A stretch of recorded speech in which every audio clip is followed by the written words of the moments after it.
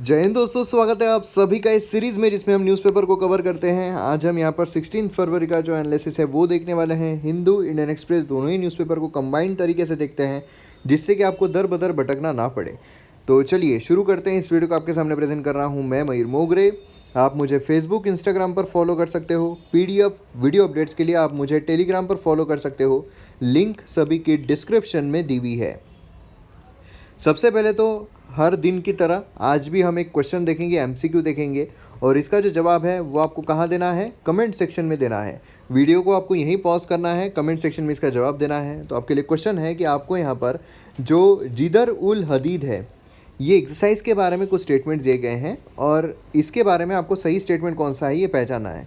पहला है, ये मल्टीनेशनल नेवल एक्सरसाइज है with participation from US, Russia, China, Turkey. दूसरा है, एक्सरसाइज जो है होस्ट की जाती है बाय दी पाकिस्तान।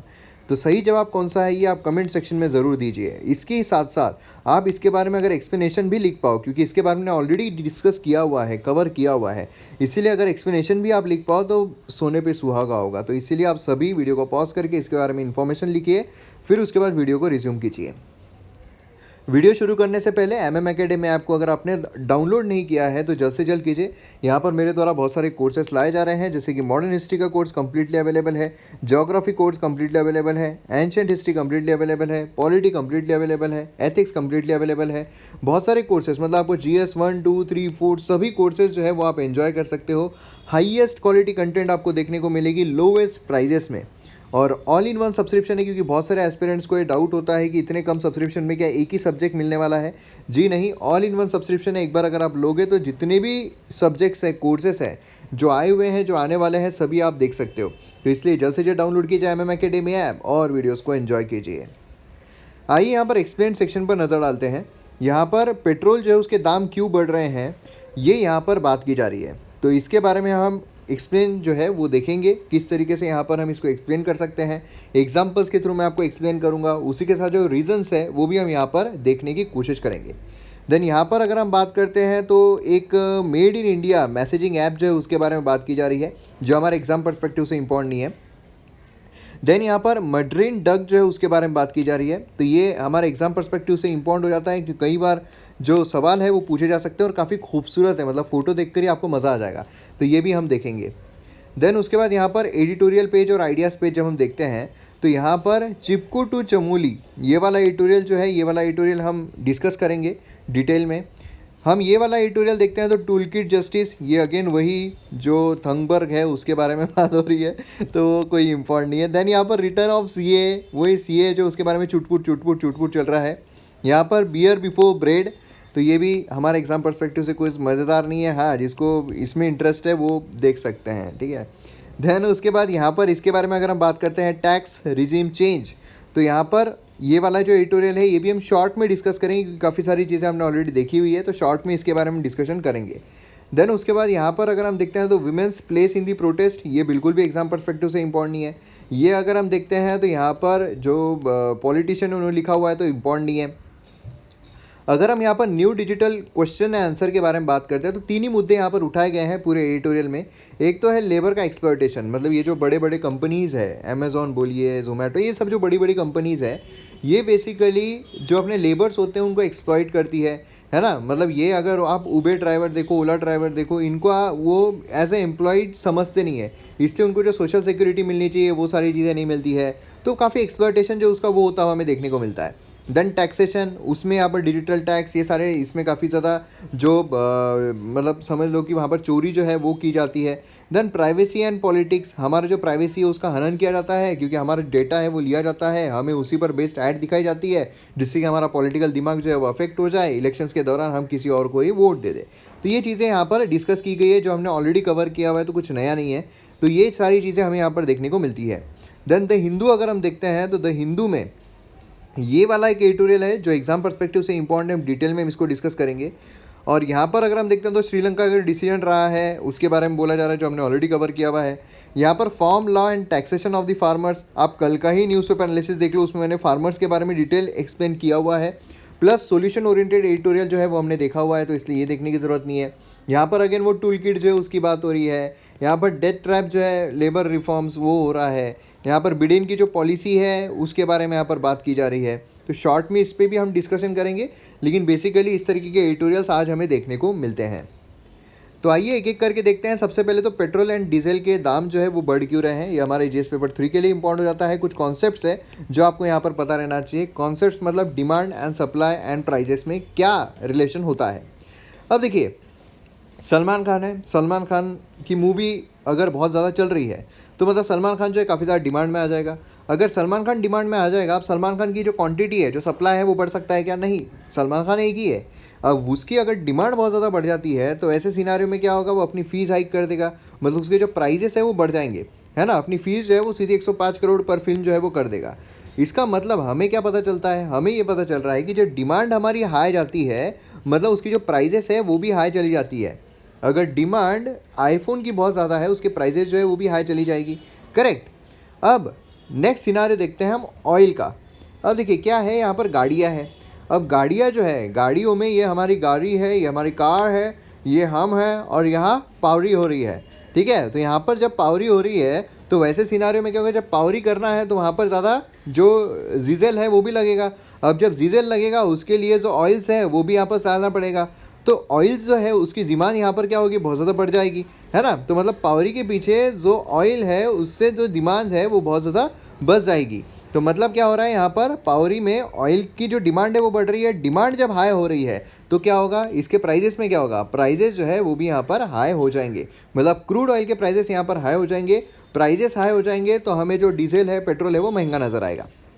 मतलब बेसिकली जो डीजल पेट्रोल है उसके प्राइस हाई के पीछे जो उसकी डिमांड है वो बहुत ज़्यादा डिपेंड करती है, तो डिमांड हाई रहेगी। लेकिन अब क्या हुआ था बीच में, भारत में क्या हुआ था, लॉकडाउन जो है वो लगाया गया, पूरे दुनिया में ही लगाया गया, लेकिन भारत में भी लॉकडाउन लगाया गया। लॉकडाउन लगाने की वजह से क्या हुआ, जब पावरी लोगों की चल रही थी वो यहाँ पर पावरी जो है वो गाँव में आके सिमट में आ गई, मतलब यहाँ पर सबकी पावरियाँ जो है वो बंद हो गई। अब जब पावरियाँ बंद हो गई तो ऐसे सिनारियों में यहाँ पर जो गाड़ियाँ हैं उसमें पावरी चलेगी क्या, नहीं चलेगी, गाड़ियाँ भी घर में ही बंद थी, है ना। तो इसलिए क्या था, यहाँ पर जो डिमांड है वो काफ़ी लो हो गई थी, ऑयल की डिमांड लो हो गई थी। अब जब डिमांड लो हो गई है तो फिर प्राइजेस जो है वो भी लो होंगे क्या, नहीं, बिल्कुल हो जाएंगे। क्रूड ऑयल के इंटरनेशनल मार्केट में जो प्राइजेस है वो काफ़ी ज़्यादा डाउन हो गए थे, ठीक है। फिर क्या हुआ, फिर यहाँ पर जो लॉकडाउन है वो हटा दिया गया। यहाँ पर लोग जो है वो फिर से अपने गांव से बाहर निकल कर अब पावरियाँ जो है वो करने लगे, फिर से यहाँ पर पावरी जो है वो होने लगी। अब क्या हुआ, डिमांड जो है वो यहाँ पर फिर हाई हो गई, डिमांड हाई हो गई तो फिर यहाँ पर प्राइजेस इंक्रीज़ हो गए। इसलिए हमें यहाँ पर प्राइजेस जो है काफ़ी ज़्यादा इंक्रीज़ होते हुए देखने को मिल रहे हैं। अब आप बोलोगे ठीक है, यहाँ पर प्राइजेस इंक्रीज़ हो रहे हैं, लेकिन जब यहाँ पर डिमांड लो चली गई थी उस टाइम पे भी बहुत ज़्यादा तो लो नहीं गया था हमारा डीजल पेट्रोल के दाम। उसका कारण ये है कि अगर क्रूड ऑयल जो है उसके पैसे, और हमारी सरकार जो है वो टैक्सेस भी लगाती है। समझ लो कि क्रूड ऑयल जो है वो आ रहा है 35 रुपीज़ का, ठीक है। अब उस पे हमारी जो सरकार है, मतलब सेंट्रल गवर्नमेंट जो है वो समझ लो कि यहाँ पर 35 रुपये टैक्स लगा रही है, प्लस इस पर जो हमारी राज्य सरकार है वो अगर 10 रुपये टैक्स लगा रही है, तो मतलब इन ऑल जो है वो कितना हो गया, 35 + 35 70 और 10 80 रुपये हो गए।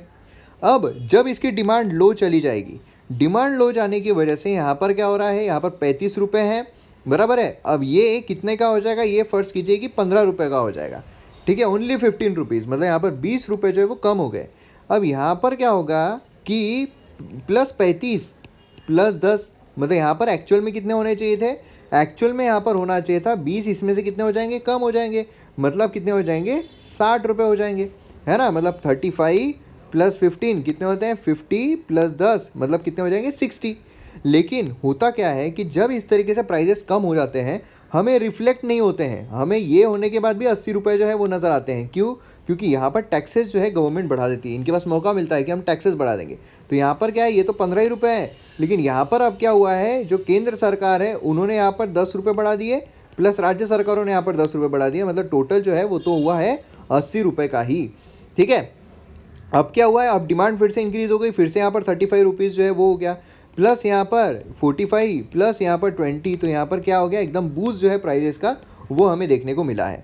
समझ में आया। तो यहाँ पर आप देख सकते हो इंडिया में आप देखिए चेंजेस जो 13.6%, चाइना आप देखिए कम, बाकी सब इसमें कम हमें होता हुआ नज़र आ रहा है।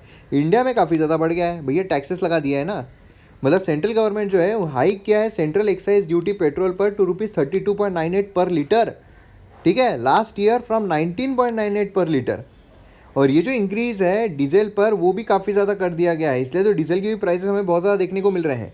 जो गवर्नमेंट है दिल्ली की, उन्होंने वैल्यू एडेड टैक्स यहाँ पर पेट्रोल पर इंक्रीज़ कर दिया है फ्रॉम 27% टू 30%। ये भी हमें देखने को मिलता है, राज्य सरकारें भी बढ़ाती है, केंद्र सरकारें भी बढ़ाती है। ठीक है, तो इसलिए हमें यहाँ पर जो प्राइस है उसमें डिफरेंस जो है वो देखने को मिलता है। समझ में आ गया, एकदम आसान है। नेक्स्ट इस पर आते हैं, meet the mandarin duck. Mandarin duck a rare and beautiful visitor है टू आसाम। यहाँ पर जीएस पेपर 3 के लिए इंपॉर्टेंट है। आप खूबसूरती देखो यार, मतलब मंत्र मुग्ध कर दे खूबसूरती, इतनी ज़बरदस्त है। तो मतलब देखकर ही मज़ा आ गया। मतलब यार तुम एडिटोरियल जो है वो देखो ना देखो, लेकिन ये फ़ोटो आप ज़रूर देखो। ठीक है, मतलब ज़बरदस्त मज़ा आ जाता है देखकर ही। तो ये फ्लोट हो रहा है कहाँ पर, तो मंगूरी मोटापुंग बिल जो है वहाँ पर हमें फ्लोट होता हुआ जो है वो देखने को मिलता है। और उसी के साथ साथ यहाँ पर अगर आप देखोगे आसाम का जो तिनसुकिया डिस्ट्रिक्ट है फॉर ओवर अ वीक। ठीक है, यहाँ पर काफ़ी रेयर ये ओकेजन था। फर्स्ट स्पॉट हुआ था फरवरी 8 को बाय मंडप गगोई। ठीक है, ये हमें देखने को मिला था। अब यहाँ पर थोड़ी डिटेल्स अगर हम देखते हैं, कंसीडर किया गया है most beautiful duck in the world. Actual में मोस्ट ब्यूटीफुल डक है यार, मतलब ऐसा लग रहा है कि बाल बाल बना के एकदम जो ये होता ना एक रॉयल इंसान, उस तरीके का ये पूरा फील दे रहा है। मैंड्रियन डक जो है या फिर उसे एक्स जो ग्लेरिकुलेट कहा जाता है, ये फर्स्ट आइडेंटिफाई किया गया था स्वीडिश बॉटनिस्ट के द्वारा, फिजिशियन के द्वारा, जियोलॉजिस्ट के द्वारा, जो है कार्ल लिनेकियस 1758 में। ईबर्ड वेबसाइट जो है डिस्क्राइब करती है मेल को, यहाँ पर मेल एंड फीमेल, यहाँ पर इनका थोड़ा अलग अलग होता है मेल और फीमेल का।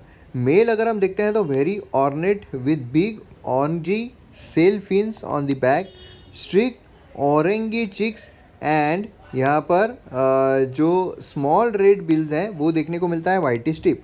तो ये यहाँ जो है यहाँ पर ये मेल है या फीमेल है, ये आप कमेंट सेक्शन में बता सकते हो।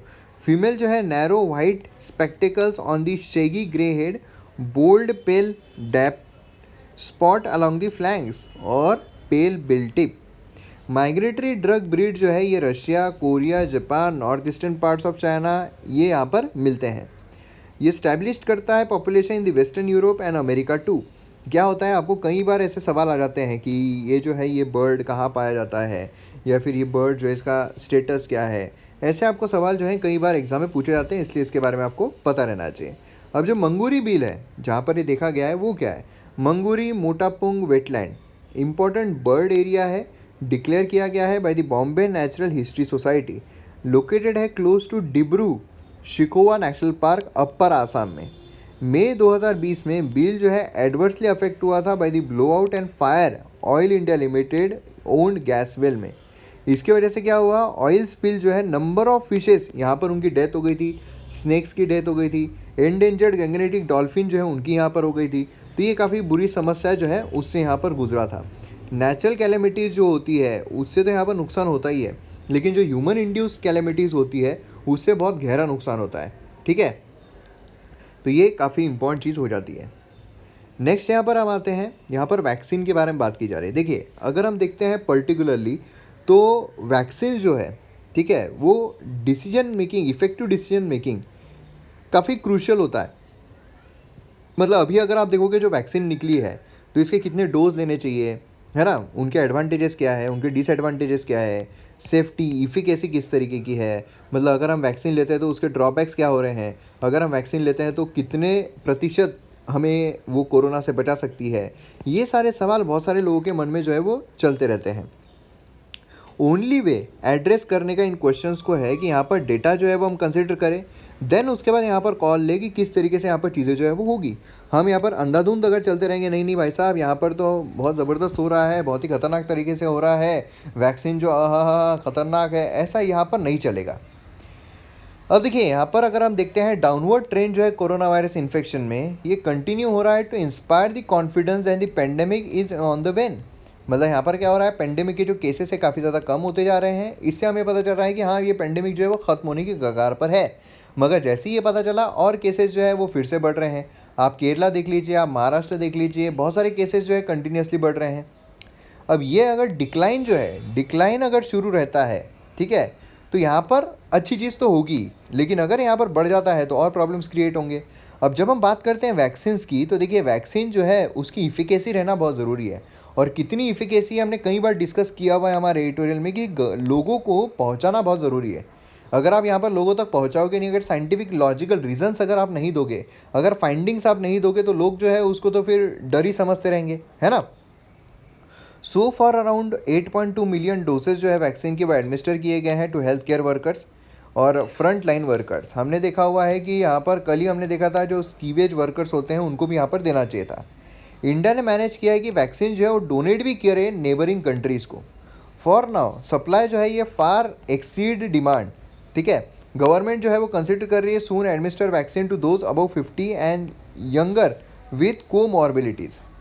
अब वे फॉरवर्ड यहाँ पर क्या हो सकता है, कंसिडरेबल वैक्सीन हेजिटेंसी जो है ये अभी भी हमें यहाँ पर देखने को मिल रही है कई राज्यों में, ठीक है, कि लोग जो है वो जा नहीं रहे हैं, लोग जो है वैक्सीन ले नहीं रहे हैं, लोगों के मन में अभी भी घबराहट है, या फिर लोग जो है उसके बारे में अफवाहें जो है वो भी फैला रहे हैं। सेंटर ने यहाँ पर काम करना चाहिए टू फर्निशिंग इफिकेसी डेटा। यहाँ पर जो डेटा है वो यहाँ पर गवर्नमेंट ने बाहर लाना चाहिए, गवर्नमेंट ने बताना चाहिए, ये हमने कई बार डिस्कस किया हुआ है।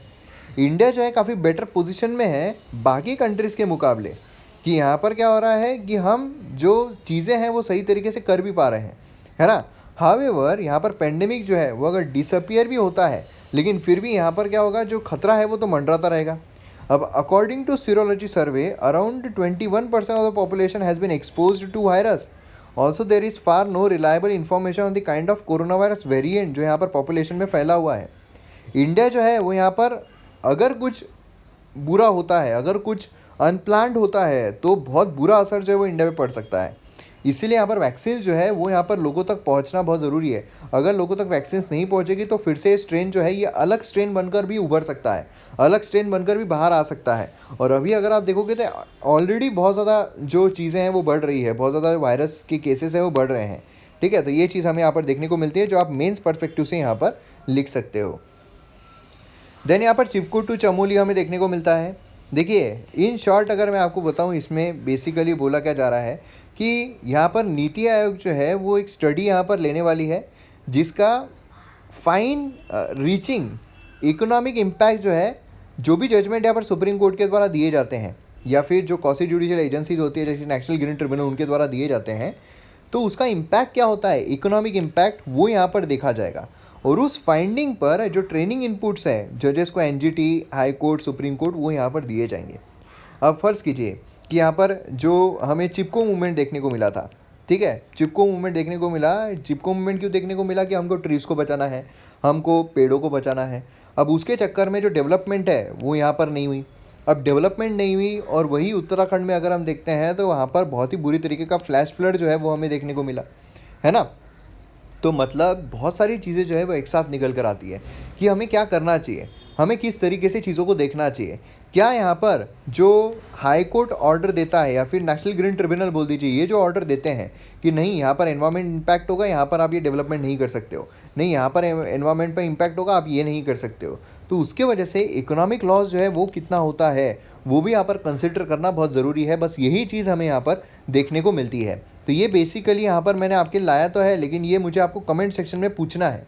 आप बताइए कि यहाँ पर जो भी डिसीजन दिए जाते हैं सुप्रीम कोर्ट के द्वारा बोलिए या फिर एनजीटी के द्वारा बोलिए, हाई कोर्ट के द्वारा बोलिए, मैं एनवायरमेंट पर बोल रहा हूँ, एनवायरमेंट क्लियरेंस के बारे में बोल दीजिए शॉर्ट में अगर समझना है तो ये जो दिए जाते हैं तो उससे इकोनॉमिक इम्पैक्ट जो है वो कितना हैम्पर होता है, इसके पॉजिटिव्स एंड नेगेटिव्स मुझे आपसे पूछने हैं, तो आप कमेंट सेक्शन में ज़रूर लिखिए। बहुत सारे लोग जो है बहुत अच्छी तरीके से पार्टिसिपेट कर रहे हैं, एक एक जो मैं क्वेश्चंस पूछता हूँ सारे क्वेश्चंस के जवाब जो है वो दे रहे हैं, तो काफ़ी अच्छी बात है। इसी तरह आप देते रहोगे तो ज़बरदस्त हो जाएगा। चिप को यहाँ पर today invoke romantic image of tree hugging, है ना, women from Garhwal village, much more conservative movement.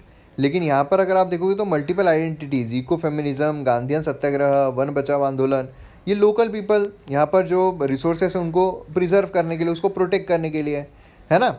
अब यहाँ पर जो फॉरेस्ट है उसको प्रिजर्व किया जाता है, प्रोटेक्ट किया जाता है।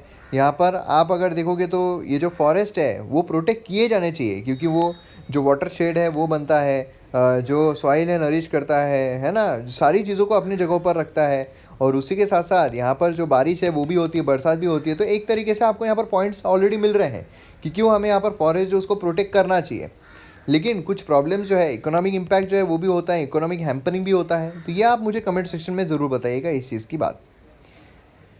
अब देखिए नेक्स्ट चीज़ पर अगर हम आते हैं तो टैक्स रिजिम चेंज। ये मैंने आपको बोला, शॉर्ट में मैं आपको बताऊंगा। उसका रीज़न यही है कि यहाँ पर जो भी बातें बताई गई है वो ऑलरेडी हमने देखी हुई है। शॉर्ट में सिर्फ थोड़े बहुत आपको यहाँ पर जो फाइंडिंग्स है वो काम आ सकते हैं लिखने के लिए। अब देखिए कोविड-19 के चलते यहाँ पर जो सरकार है उनको बहुत ज़्यादा खर्च करना चाहिए, सरकार ने बहुत ज़्यादा खर्च करना चाहिए। अब जब सरकार को खर्च करना है तो मतलब क्या है, सरकार के पास इनकम भी आना चाहिए। अब सरकार के पास इनकम कैसे आती है, कई रास्ते होते हैं। बजट का जो वीडियो है उसे मैंने एक्सप्लेन किया हुआ है। कैपिटल बोलिए, रेवेन्यू बोलिए, दोनों मैंने आपको बताया सरकार के पास कहाँ कहाँ से पैसा आता है। अब मोस्ट ऑफ द हिस्सा जो है, जैसे कि मोस्ट ऑफ द हिस्सा इस बार अगर हम देखते हैं तो जीएसटी से आ रहा है। दूसरा हिस्सा अगर हम देखते हैं तो इनकम टैक्स से आ रहा है ना। इस तरीके से हमें कॉर्पोरेट टैक्स बोलिए, इस तरीके से हमें जो इनकम है वो देखने को मिल रही है।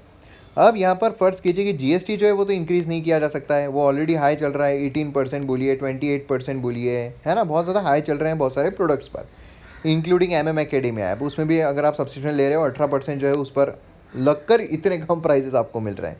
खैर, तो यहाँ पर अगर हम देखते हैं तो यहाँ पर टैक्स रीजन जो है वो इस तरीके से हो रही है। और यहाँ पर क्या हो सकता है, अब गवर्नमेंट जो है वो इनकम टैक्स जो है उसमें अगर बढ़ावा कर दे या कटौती कर दे तो यहाँ पर चेंजेस हो सकते हैं। लेकिन क्या उससे एक्चुअल में चेंजेस होंगे? अब अगर हम इंडिया का टैक्स पेयर का बेस देखते हैं, ठीक है, कि अगर गवर्नमेंट बोल दे कि हम यहाँ पर क्या करते हैं, टैक्सेस जो हम इंक्रीज़ कर देते हैं, 5% की जगह 10% जो है वो हम यहाँ पर ले लेंगे, तो क्या उससे फ़र्क पड़ेगा? इंडिया का टैक्स पेयर का जो बेस है काफ़ी लिमिटेड है। नियरली 60% अगर हम देखते हैं, 60% क्या टैक्स भर रहे हैं? जी नहीं, 60% जो कॉरपोरेट टैक्स है वो 0.06% ऑफ द कंपनीज़ के द्वारा ही भरा जा रहा है। 60% आप समझ रहे हो? मतलब 100 रुपये अगर गवर्नमेंट के पास आ रहे हैं उसमें 60 रुपये सिर्फ 0.06 कंपनीज़ के द्वारा भरा जा रहा है। On the other and individual tax payer जो होते हैं वो जो 25 लाख से ऊपर टैक्सेबल इनकम जिनकी जा रही है, 25 लाख के ऊपर जिनकी टैक्सेबल इनकम जा रही है, वो सिर्फ 0.1% जो है, 17% जो है वो हमें देखने को मिल रहा है। मतलब 0.2% भी नहीं है। समझ रहे हो आप? ये चीज़ बहुत इंपॉर्टेंट है। तो इसमें अगर हम यहाँ पर कटौती या बढ़ावा कर भी दें तो क्या ही इतना फ़र्क पड़ जाएगा। 0.17 लोग ही तो भर रहे हैं यहाँ पर जिनके 25 लाख से ज़्यादा टैक्सेबल इनकम है, ठीक है। तो ये यहाँ पर कुछ फ़र्क नहीं पड़ रहा है। फिर वहाँ पर जो विवाद से विश्वास स्कीम है उसके बारे में बात की गई है। ये सारी चीज़ें पिछले साल के बजट में कवर की गई थी, है ना। तो इस तरीके से हमें यहाँ पर देखने को मिल रहा है। तो बेसिकली ये जो है ये बढ़ाने से कम करने से कुछ खासा फ़ायदा यहाँ पर नहीं होता है, यही यहाँ पर चर्चा की जा रही है। अब नेक्स्ट यहाँ पर अगर हम देखते हैं तो बिडेन का जो प्लान है फॉर पैलेस्टीन, तो यहाँ पर क्या चेंज होगा, क्या कंटिन्यूटी रहेगी, उसी के बारे में बात की जा रही है। देखिए यमन जो है उसके बारे में पता होगा आपको। यमन जो है उसके साथ वॉर चल रहा है ना, सऊदी अरेबिया का। और यहाँ पर जो यूएसए है वो भी अच्छा खासा अपना जो रोल है वो अदा करता है। अब ऐसे सिनारियो में अगर आप देखोगे तो यमन वॉर जो है, यमन एक केस स्टडी है फॉर वॉर जो यहाँ पर काफ़ी फ्रंट में रॉन्ग गया है ना। सऊदीज़ जो है उन्होंने बम्बिंग शुरू कर दी थी, देन उसके बाद उनको यहाँ पर हाउतीज़ जो है, ये हमने ऑलरेडी कवर किया हुआ है। यमन वॉर जो है वो ऑलरेडी कवर्ड है, सेपरेट वीडियो भी चैनल पर उसका अवेलेबल है। इवन जो न्यूक्लियर डील है अफ़गानिस्तान की, अपना ईरान की, वो जो पीस डील है अफ़गानिस्तान की, उस पर भी सेपरेट वीडियो है इंक्लूडिंग पूरा हिस्ट्री, ठीक है। तो यहाँ पर हाउतीज़ जो है वो यहाँ पर फिर से रिस्टोर करना, फिर उसका अटैक करना, यहाँ पर यूएई साथ में आना, ईरान जो है वो इनका साथ देना। तो ये प्रॉब्लम्स जो है वो हमें कंटिन्यू देखने को मिलते रहते हैं। और जब भी सेंट्रल जो मिडल ईस्ट है उसमें जो भी धमाके या फिर जो भी फाइटिंग्स होती है उसमें यूएसए एंड रशिया जो है वो तो अपोजिट साइड में रहती ही है, ठीक है। अब आउटकम अगर हम देखते हैं तो लूज़ लूज़ वॉर है सभी के लिए। सऊदी अरेबिया फेल हुआ है हाउतीज़ को सना से निकालने के लिए। सऊदी जो है वो फ्रीक्वेंट रॉकेट फेस करता है। हाउतीज़ जो है वो परमानेंट वॉर की जोन में रह रहे हैं। मतलब किसी के लिए भी यहाँ पर विन विन सिचुएशन नहीं है, सब यहाँ पर हारे हुए हैं। तो अब यहाँ पर जब हम बात करते हैं पैलेस्टीन की, तो पैलेस्टीन में भी यहाँ पर जो बिडेन है उसको बाहर निकलना काफ़ी मुश्किल है। ये आप देखोगे इजराइल है, गाज़ा स्ट्रिप हमें देखने को मिलता है, यहाँ पर वेस्ट बैंक हमें देखने को मिलता है। पैलेस्टीन का जो हिस्सा यहाँ पर डेड सी है जो जोग्राफिकल पर्सपेक्टिव से बहुत इंपॉर्टेंट है। तो इसमें अगर हम देखते हैं तो बिडेन को कोई भी यहाँ पर रुख लेना इस सिलसिले में काफ़ी ज़्यादा मुश्किल जो है वो हो जाता है, ठीक है। तो इसके बारे में जो भी अपडेट्स रहते हैं एक साथ ही अगर हम डिस्कस करते हैं इंटरनेशनल रिलेशन में तो ज़्यादा बेनिफिट होता है। तो इस तरीके से हमारा आज का वीडियो जो है वो हमें देखने को मिलता है। तो वीडियो अगर पसंद आता है तो आप शेयर ज़रूर कीजिए। बाकी जो भी मैंने आपसे पूछा है आप कमेंट सेक्शन में ज़रूर लिखिए। मिलते हैं अगले वीडियो में। जय हिंद।